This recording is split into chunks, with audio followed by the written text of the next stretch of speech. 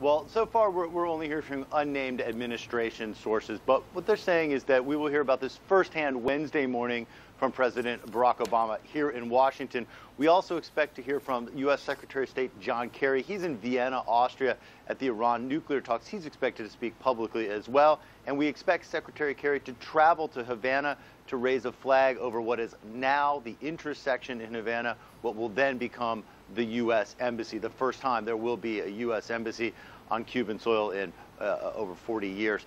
So we do know that we will hear from those two leaders tomorrow. We know that the intersections will be converted into embassies here in the United States.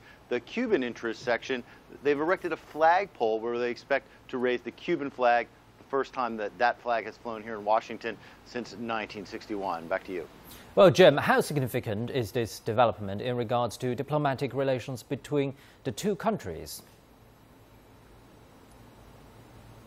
Well, it's a huge step. There's no doubt about that. And since President Castro and President Obama announced these plans to move towards normalizing relationship back in December, there have been a lot of steps along the way. This will be the most visible, the most public step, but there's still so far to go before you could consider this relation to be a normalized diplomatic relation. First of all, we don't know the status of the diplomats once they lay out these plans here. As it is now, they operate through these intersections. Here in the United States, Cuban diplomats not allowed to leave Washington, D.C.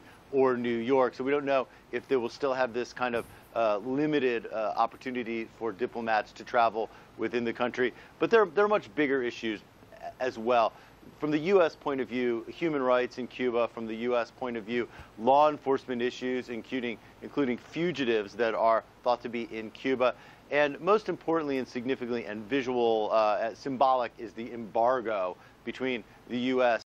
and Cuba. Now, the President Obama, he's able to make a lot of these changes on his own without going through Congress. The embargo cannot be lifted without the President going through the Congress. The current makeup of the Congress, led by Republicans, the opposition party, they tend to be against lifting the embargo. And we're entering a political season here, U.S. presidential election, where we may see the Congress less likely to want to give President Obama a win. So there's a lot of steps before this is really a true diplomatic, normalized diplomatic relationship. But this is undoubtedly a huge step. When we see those flags raised at those two intersections when they officially become embassies, that will be the most visual outward sign yet that things really have changed. Back to you.